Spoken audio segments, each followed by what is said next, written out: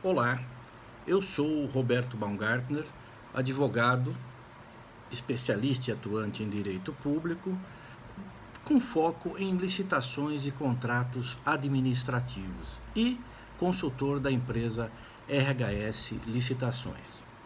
Eu gostaria de falar-lhes resumidamente sobre a medida provisória 926, de 20 de março de 2020, portanto recentíssimo, e das alterações que esta medida provisória provocou na Lei 13.979, de 6 de fevereiro de 2020. Lembrando que esta lei dispõe sobre as medidas para enfrentamento da emergência de saúde pública de importância internacional decorrente do coronavírus. O artigo 4º da Lei 13.979 dispõe que é dispensável a licitação para aquisição de bens, serviços, inclusive de engenharia e insumos destinados ao enfrentamento da emergência de saúde pública decorrente do coronavírus. O parágrafo 1º deste artigo 4º dispõe que a dispensa de licitação, ou que essa dispensa de licitação é temporária e aplicar-se-á apenas enquanto perdurar a emergência.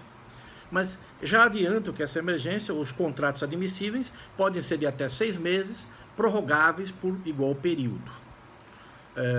Essas aquisições, embora dispensadas de licitação, deverão ser naturalmente anunciadas num sítio oficial do governo federal. E essa lei cria uma série de exceções, dentre elas as seguintes. Por exemplo, excepcionalmente poderá ser contratada uma empresa anteriormente declarada inidônea, se os produtos, ou serviços ou bens que ela estiver a oferecer forem naturalmente exclusivos. Se não houver outra opção, admitir-se-á a contratação da empresa penalizada anteriormente com a declaração de inidoneidade. Mais ainda, estas aquisições não se restringem a equipamentos novos. Conforme o caso, poderão ser admitidos equipamentos usados, desde que o fornecedor se responsabilize pelas plenas condições de uso e funcionamento do bem adquirido. É claro que, para que isso ocorra, para que se dispense a licitação, presumem-se atendidas as condições de ocorrência da situação de emergência, a necessidade de pronto atendimento da situação de emergência, a existência de risco à segurança de pessoas, obras, prestação de serviços, equipamentos e outros bens públicos ou particulares. E, para tanto, não será exigida a elaboração de estudos preliminares quando se tratar de bens e serviços comuns. O termo de referência, neste caso, poderá ser simplificado ou até apresentado apenas um projeto básico também simplificado. As estimativas dos preços obtidos por meio podem ser obtidos por meio de um dos seguintes parâmetros: pelo portal de compras do governo, por pesquisa publicada em mídia especializada, por contratações similares de outros entes públicos, por pesquisa em potenciais fornecedores e por aí vai.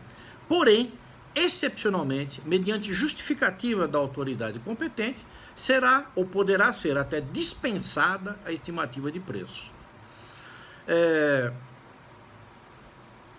Ainda é necessário registrar que, ainda que esse preço esteja oscilando, esteja acima do preço médio usual, mas que haja necessidade, haja emergência caracterizada, então o poder público poderá efetuar a contratação, ainda que por valores superiores, mas deverá motivar, deverá explicar, deverá justificar.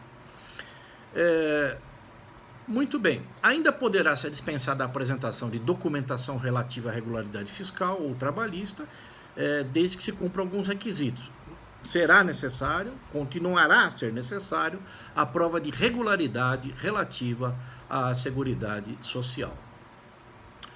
O pregão eletrônico ou pregão presencial voltado para essas compras motivadas pela emergência, ele poderá ou terá certas modificações. Por exemplo, Os recursos nestes procedimentos licitatórios somente terão efeito devolutivo, ou seja, não terão efeito suspensivo. Os contratos regidos por esta lei, elas terão, repito, já havia dito, terão prazo de até 6 meses e poderão ser prorrogados por períodos sucessivos. E mais, os acréscimos ou supressões ao objeto contratado poderão oscilar na sua quantidade em até 50%. Outrora era 25%, agora em até 50% do valor inicial atualizado do contrato. E há uma questão bastante interessante a ser pontuada, que a própria lei e o decreto, enfim, eles remetem aos casos em que ele se aplica a prestação de serviços públicos. Enfim, para que servem essas medidas? Servem para a manutenção, a continuidade dos serviços públicos denominados essenciais, para a saúde pública e para outras finalidades. Isso está descrito no decreto que regulamenta esta lei. É o decreto número 10.282, de 20 de março de 2020.